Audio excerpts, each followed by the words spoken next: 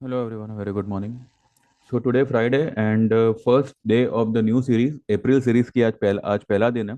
भले आज तारीख मार्च की ही है, पर सीरीज जो है वो अप्रैल के शुरू हो गई। ठीक है। अब ये अप्रैल मंथ जो है, हो सकता है कि इसकी शुरुआत जो है वो थोड़ी सी नाजुक हो। नाजुक यानी, देखिए अब मार्केट ने कल एक अच्छा खासा बुलिश कैंडल बनाया। अब इसके चलते फॉलो अप बाइंग आएगी नहीं आएगी वी कांट से, बट 640 से लेके 700 this is going to be a big big big resistance for Nifty. 23,640 जो कल की कैंडल का सेंटर पॉइंट है।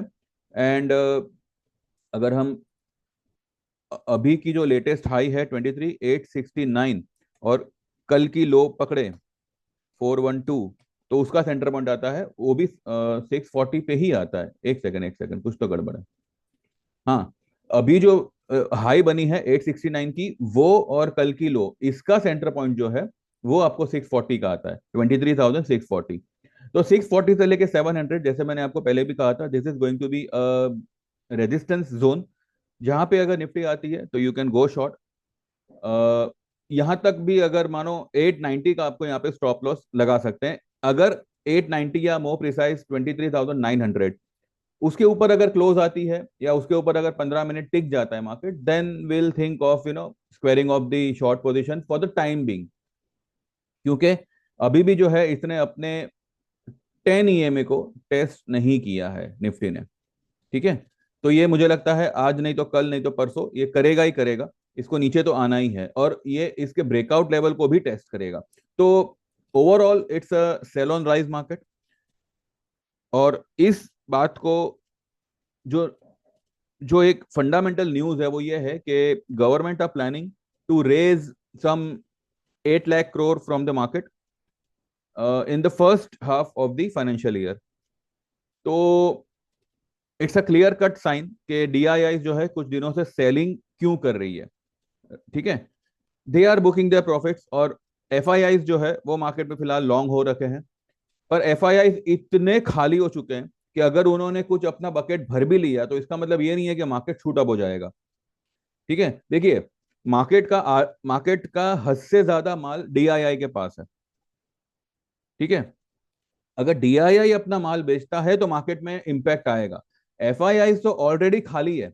उन्होंने अगर अपना बकेट थोड़ा बहुत भर भी लिया तो उससे मार्केट को इतना जंप नहीं मिल पाएगा।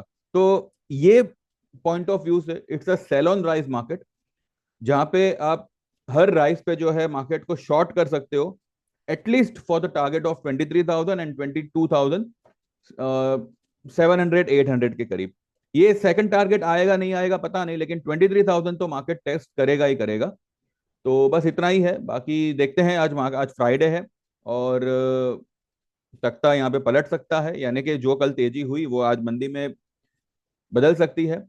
एंड बस हमें यही देखना है कि मार्केट जो है कौन कौन से लेवल से रेजिस्टेंस लेता है और कहाँ तक नीचे आता है। तो जो भी सेल पोजीशन है, होल्ड करिए, और बिना पैनिक के होल्ड करिए, और देखते हैं दिन दरमियान क्या होता है क्या नहीं होता है। मेरा view it's a sell on rise market.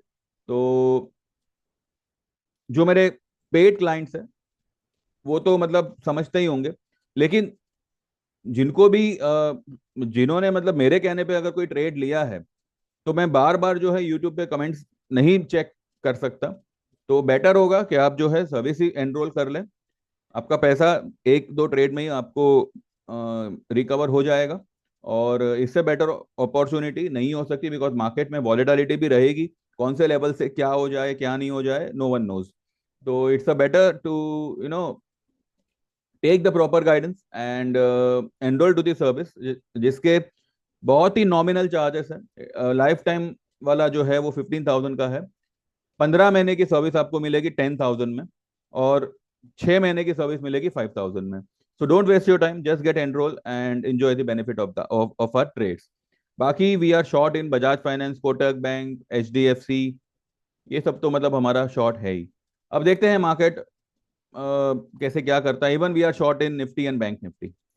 तो लेट्स सी, 640 से लेके 700 का जोन जो है वो सेल जोन है, इतना ध्यान में रखिएगा। Thank you very much, bye bye. दिन दरमियान कुछ होता है तो मैं अपडेट करूंगा, नहीं तो फिर हम 3.5 दिन के बाद बात करेंगे। हो सकता है कल बात करें, बिकॉज आज फ्राइडे है। तो जो भी होगा अभी हम कल ही इत्मीनान से भी बात कर सकते हैं। इंपॉर्टेंट रहा तो 3.5 दिन के बाद I update. Thank you very much, bye bye, take care and all the best.